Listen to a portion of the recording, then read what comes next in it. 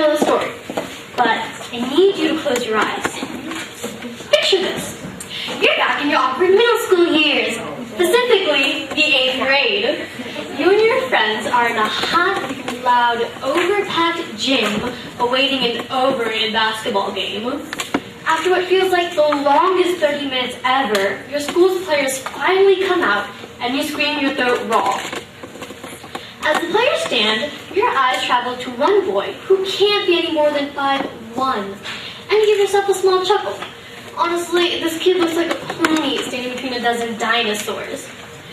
You vaguely remember seeing him in your math class, but you don't know much about him. He's that quiet kid that sits in the back and never speaks.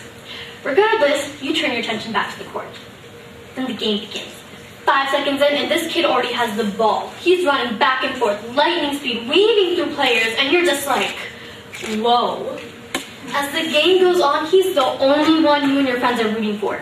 And by the end of the night, you guys decide that he's the real MVP. You can open up your eyes now. So what I just told you is a true story. That's an experience I had last year. I bet most of you were surprised by that kid's skills. We pictured basketball players to be like giants, not dwarves. Yet this kid, who was half the size of all of the other guys, proved to be a valuable work. Why? Because your worth is not determined by how you look or even by your attitude, but by the usefulness and quality of your skills. It's determined by what you can do. Sure, that sounds kind of harsh, but that's how we live. Who cares that that guy was short and soft-spoken? He could play. That's all that mattered. Think, do we not give doctors our utmost respect? Not everyone is capable of saving a life. Why is it that no one dreams of becoming a bartender? Because it takes hardly any skill to wipe a counter. You'll even in relationships, and not just the romantic ones. You'll notice that we will give people things we don't want to give up, so that they can give us something in return, be it love, comfort.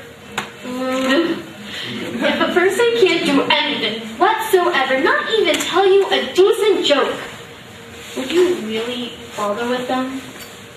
We are judged by our skills and abilities. But that's not the only thing. The sum of your achievements and successes are so important because you need proof. Proof that you can do the things you say you can do. To quote the words of this one writer who personally influenced me, his name is David Wong, if you guys want to go search him up, and he says, "You're only as good as your last achievement or success." Now I got half of the egos in this room just went, You see, you can say whatever you want to about yourself, but eventually, people are going to want to see it. So you think you're a good cook. Great, now prove it. You're an artist? Show me some of your work. You're an awesome student, you say? Then let me see your grades, because until you can provide evidence to support your claim is as flimsy as paper. I have such a conviction in this myself that I've kept a portfolio at home with my writing pieces, awards, artwork, because I know that's how we prove worth around here. So there is a common argument that tries to fight against everything that I said, and that is, what about who I am inside? How dare you play something like worth upon me? You don't know me or my story, so how can you judge? Well, I'll tell you how. So, like I've said before, your worth is measured through your skills, but why that? Well, because it's from that attribute that society will get something. And if you haven't noticed by now, that's what our entire system is based off of. Any and every job you can think of, or mutual happy relationship, provides something to its members. Every time you give up your precious time or money, it's so that you can get something in return. Keep that in mind as I go on. Now, don't get me wrong, who you are inside is very important. Everything you've ever done was because of who you are inside. Every action and impulse ricocheting inside your skull until you had to act on it. But here's a point that a lot of people don't realize.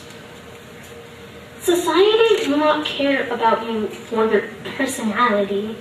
First, they'll look at your achievements and actions before they even think of that other thing. For example, there are millions of people who are as wise as Gandhi or charismatic as Martin Luther King Jr. What sets these two men apart from that million is that they actually got it and did something to help their society.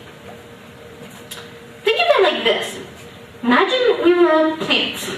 Feel free to stick out your arms if you guys need to. So our roots would represent our personality, because that's the base of a plant. Then our fruit would be the impressive things that we have done. So now tell me, how often is it that someone actually cares about the roots more than the fruit? Not often. So here comes a cold, almost unfair truth. From the second we are born, we're part of a system designed purely to meet people's needs. If you cannot meet that need by developing a skill, society will leave you out in that wintry cold, alone, neglected. To be an example for those who don't aspire to become something, no matter how sweet or kind you are. So, after all I've said, I pose this question to you. Who do you think determines your worth? Society? Or yourself? In fact, let's take a small vote here. How many of you guys think society? Come on, guys. Don't be shy. Okay, there we go. Got some hands. And how many of you guys think yourself?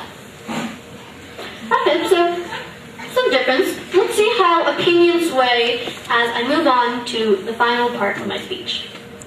So, it's impossible to attack this question without first considering what lowers and what raises your worth. There are hundreds, but I only want to name 4. 2 of which I think are animalistic if they become a habit. And 2 which I think can make you a star. The first one is lying. We're all victims of it. The reason why it's in the animal category is the following. Will a dog wag its tail if it isn't happy? Will a cat purr if it's about to maul you? Animals don't lie.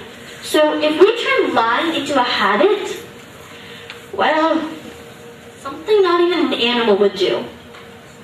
The second is purposely lowering our intelligence. Our brains might be the only thing we have that's superior to animals. We alone have this gift to think, to innovate. So when you purposely throw away this gift, it's as if you're humiliating yourself. On a happier note, 2 things which I think can earn you some major respect. The first one is hard work. It's so much easier to just lie on your couch and watch Netflix all day than it is to accomplish something. It takes a lot of strength and just mental willpower to do so. So that's why that's up there.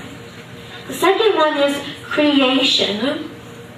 Another extremely hard thing to do because we doubt our own abilities and there's always this fear of criticism looming over your head like a dark cloud. That's aside from the fact the actual process of making something is kind of difficult. I don't know about you guys, but I'll stare at a paper for an hour before I can even write one line of a poem. So, who doesn't have admiration for a creative hard worker?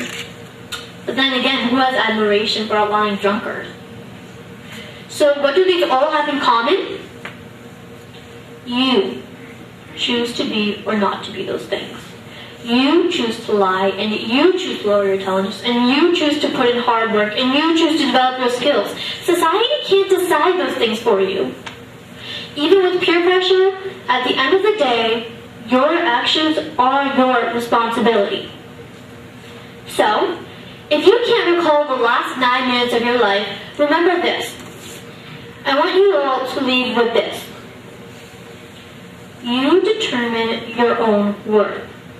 That means you can go out there and go to the college of your dreams and leave your dream job and win a Nobel Peace Prize because you decide your own worth.